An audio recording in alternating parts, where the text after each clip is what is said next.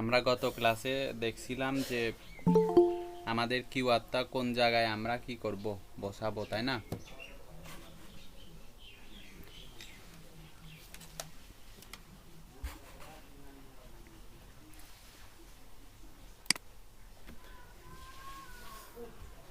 আমরা গত ক্লাসে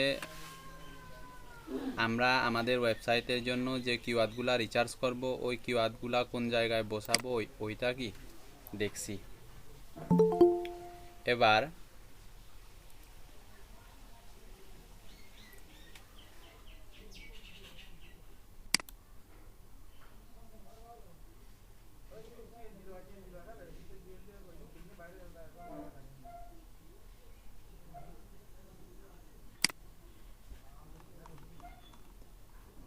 এতটুকু না আমরা দেখাইছি গত ক্লাসে।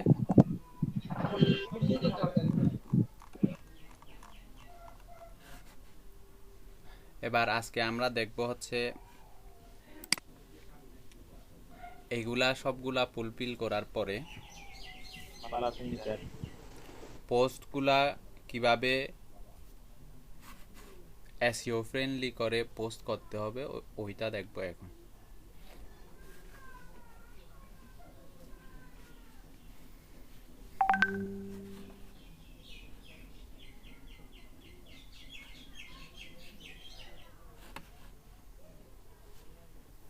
দেখেন,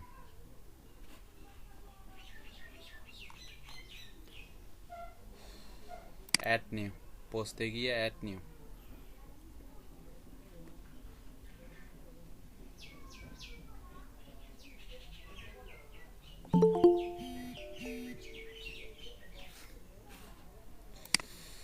আর্টিকেল একটা ওপেন করলাম। শুধু কিন্তু পোস্টগুলা দিলে হয় না, ওইটা আপনারা অবশ্য সবাই জানেন যে এখানে কিওয়ার্ড বেজ টার্গেট করে ফোকাস কিওয়ার্ড দিয়ে ইয়স্ট এসইও ফুল সেট আপ করেই তারপরে আমাদের পোস্টটা এসইও ফ্রেন্ডলি হয়।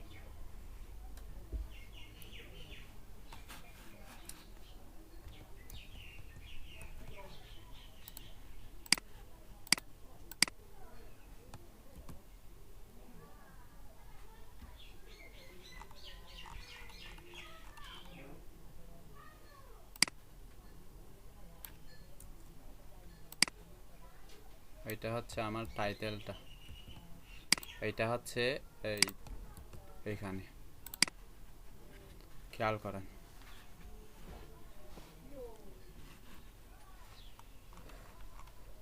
এই আর্টিকেলটা আমি পাওয়ার পরে যখন ওয়েবসাইটে কি করব, পাবলিশ করতে যাব, পাবলিশ করার আগে আমাকে করতে হবে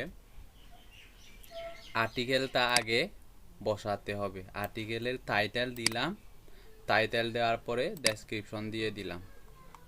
ওই টাইটেল ডেসক্রিপশন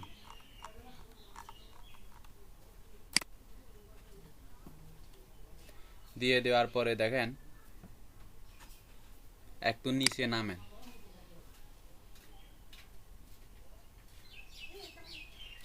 নিচে নামার পরে দেখেন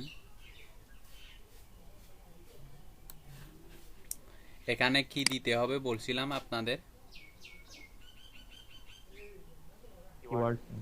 কিওয়ার্ডটা, যে কিওয়ার্ডটা দিয়ে আমরা কি করব, র্যাঙ্ক করব। এটা হচ্ছে যদি হোম পেজ বা হোম পেজের জন্য যে কিওয়ার্ডটা হবে ওইটা। আর পোস্টের ক্ষেত্রে আমরা পোস্ট যখন রাইটারকে দিয়ে লিখাবো তখন পোস্ট তো আমরা শুধু শুধু লিখি না, কোনো একটা টার্গেটেড কিওয়ার্ড থাকে না পোস্ট লিখার পেছনে, অবশ্যই একটা কি কিওয়ার্ড থাকে, যে কিওয়ার্ডটা দিয়েই আমরা কি একটি আর্টিকেল লিখি। এখানে হবে পোস্ট দেওয়ার ক্ষেত্রে হবে যে আর্টিকেলটা আপনি লিখাইছেন রাইটারকে দিয়ে ওই কিওয়ার্ডটা হবে এখানে, যে কিওয়ার্ডটা ফোকাস করে রাইটারকে দিয়ে আর্টিকেলটা লিখাইছেন ওই কিওয়ার্ডটা দিতে হবে এই জায়গায়। যেমন এখানে এটা কিন্তু একটা লং টেল একটা keyword. Best airlines to travel with pets, এটা কিন্তু একটা কিওয়ার্ড। তাহলে এটা যদি কিওয়ার্ড হয় তাহলে আমি দিতে পারি এই কিওয়ার্ডটা কোন জায়গায়, এই জায়গায়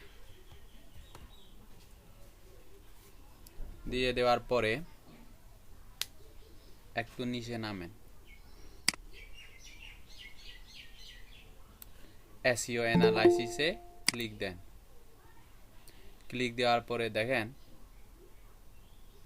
কি আসছে, দেখেন সবুজ কয়টা, কমলা কয়টা, রেড কয়টা, দেখতেছেন? প্রবলেম 6টা, ইমপ্রুভমেন্ট করতে হবে একটা, গুড রেজাল্ট হচ্ছে 4টা, এই 4টা। মানে আমাদের ইওস এসইও বলে দিচ্ছে আমাদের পোস্টটা এসইও ফ্রেন্ডলি হয়েছে নাকি হয় নাই। এগুলা কি কারণে আসছে, ইওস এসইওটা সেটআপ করার পরেই চলে আসছে, এবং ইওস এসইও বলতেছে কি কি করতে হবে কি কি করতে হবে না। আচ্ছা, গেল।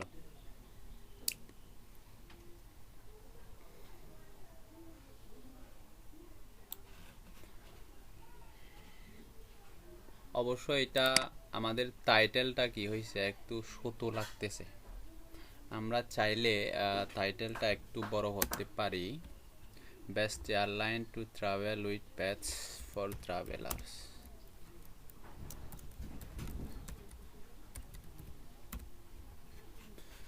ট্রাভেলার্স দিলে একটু বড় হবে। এবার কখনো পোস্ট দেওয়ার সময় ইন্টারনাল লিঙ্কিং ছাড়া কোনো পোস্ট করবেন না, এটা অবশ্যই মনে রাখবেন, না হলে আপনার পোস্টটা এসইও ফ্রেন্ডলি হবে না। মানে ডিএম এক্সপার্ট পিডি, দেখেন একটু খেয়াল করে দেখেন, যদি আপনি আপনার নিজের জন্য ওয়েবসাইট তৈরি করেন বা ক্লায়েন্টের কাজও করেন, সেক্ষেত্রে যদি এই কাজগুলো না পারেন তাহলে কখনো ক্লায়েন্টের সাইটকে র্যাঙ্ক করে দিতে পারবেন। এখানে পোস্ট বলেন, পেজ বলেন, সবগুলা বিষয় কি করতে হবে, এসইও ফ্রেন্ডলি করে পাবলিশ করে দিতে হবে। শুধু পেজটা ধরেন, হোম পেজটা কিওয়ার্ড টার্গেট করে কি করে দিলেন, পাবলিশ করে দিলেন, পোস্টগুলা সবগুলা যদি এইরকম ইয়া থাকে, এই কই পোস্টটা যদি এইরকম থাকে, সব লাল কমলা থাকে, শুধুমাত্র কয়েকটা যদি কি থাকে, সবুজ থাকে, তাহলে হবে না। আমাদের এখানে সবগুলা সবুজ হতে হবে, এরকম সবুজ সবগুলা হতে হবে, তাহলে আমাদের পোস্টটা সার্চ রেজাল্টে আসার উপযোগী হবে, মানে গুগলের সার্চ রেজাল্টে আসার উপযোগী হবে। যদি সবগুলা যদি গ্রিন না হয় তাহলে এই পোস্টটা র্যাঙ্কে যাওয়ার সম্ভাবনা থাকবে না, এটা মনে রাখবেন। এবার আমাদের এখানে করতে হবে ইন্টারনাল লিঙ্ক, মানে ইনবাউন্ড বা আউটবাউন্ড লিঙ্ক করতে হবে এখানে। মানে আমাদের যে প্রিভিয়াস এখানে পোস্ট আছে ওই পোস্টের সাথে ইন্টারনাল লিঙ্কিং করতে হবে, এবং এরপরে আবার বাইরের কোনো ওয়েবসাইটকে কি করতে হবে, লিঙ্ক আপ করতে হবে, তাহলেই আমাদের একটা প্রশ্ন আছে স্যার, এসইও একটা ফ্রেন্ডলি প্রশ্ন হবে। আছে বলেন। যে আমি যখন আমাদের ওয়েবসাইট তো স্যার এখন নিউ, যখন আমি ফার্স্ট ফার্স্ট পোস্ট করব তখন তো আমার প্রিভিয়াস কোনো ইয়ে নেই, পেজ বা পোস্ট থাকবে না, তখন কিভাবে করব? আমরা তো এখানে একটা পোস্ট দিতেছি না, এখানে তো আমরা অনেকগুলা পোস্ট দিব, পাঁচ পোস্ট তো এমনিতেই ফার্স্টার থাকবে। ক্ষেত্রে ফার্স্টার ক্ষেত্রে কিভাবে করব? প্রথমটা তো শুরুতে ব্ল্যাঙ্ক থাকবে, পরের গুলা যখন করবেন তখন ইয়া করে নিবেন, লিঙ্ক আপ করে নিবেন। প্রথমটা দেওয়ার সময় তো ওইটা ব্ল্যাঙ্ক রাখতেই হবে, কারণ আপনার ওইখানে ইন্টারনাল লিঙ্কিং দেওয়ার জন্য বা পোস্ট দেওয়ার জন্য কোনো পোস্টই থাকবে না, কি দিবে। পরে যখন কয়েকটা পোস্ট হবে তখন লিঙ্ক আপ করে নেবে। ডিএম এক্সপার্ট দেখেন, স্যার অনেকে রিকোয়েস্ট অ্যাকসেপ্ট করার জন্য বলছেন। থাকুক।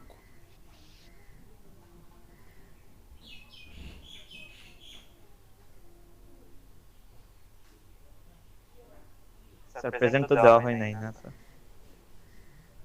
সবাইকে অ্যাবসেন্ট দিয়ে দিব আজকে। Okay sir.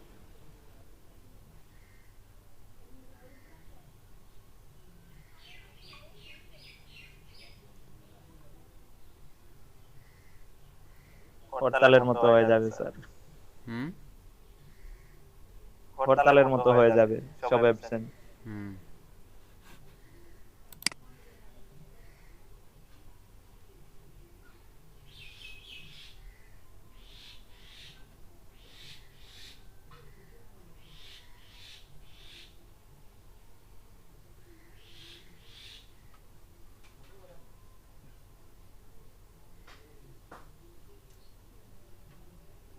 নেটওয়ার্ক আবার কি সমস্যা হয়ে গেল।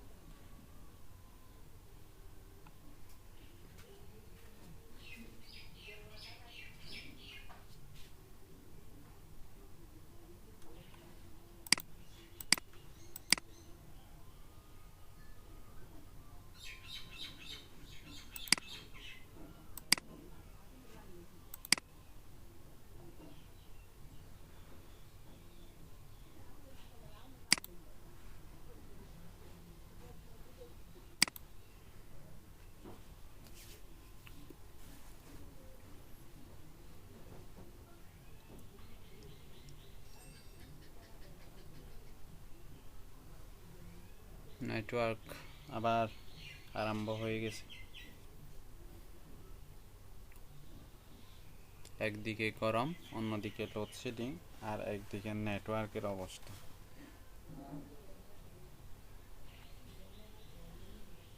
আমাদের এদিকে স্যার বাচ্চা হয়ে কিছুটা আজকে গরম কম লাগতেছে। এখানে প্রচুর প্রচুর গরম কালকে থেকে, কালকে না পরশু থেকে। আর এদিকে স্যার নেটওয়ার্কে খুব ডিস্টার্ব করতেছে স্যার, নেটওয়ার্কে খুব ডিস্টার্ব করতেছে। এই যে লোড নিচ্ছে না এখন। আর নেটওয়ার্ক তো কালকে ক্লাস শেষ করার পরে, মানে 6টার পরে 6:30 মনে হয় গেছে, সারা রাত নাই। সকালে 9:30টার দিকে আসছে নেট, আসার পরে নেটওয়ার্ক তো স্লোই, কারেন্ট তো আছেই, তার ঝামেলা নিয়ে যে আসে যায়, আর এই যে লোড নিতেছে না, কি করতাম।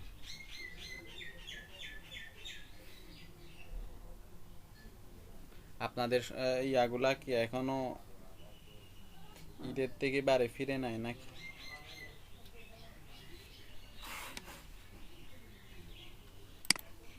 আছেন কয়জন? 6 জন।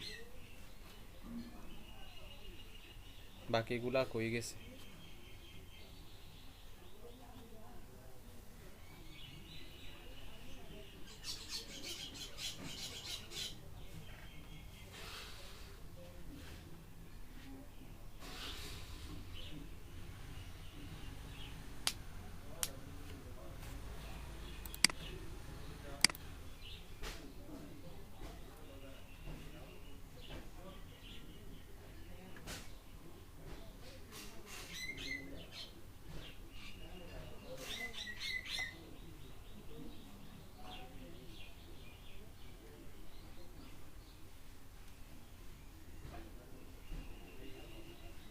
নাই, লোড নিতে পারতেছে না।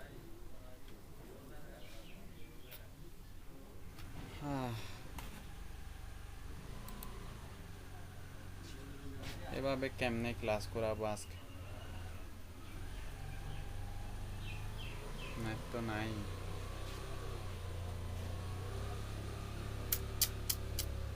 আফসোস আফসোস, কোন দেশে বাস করি।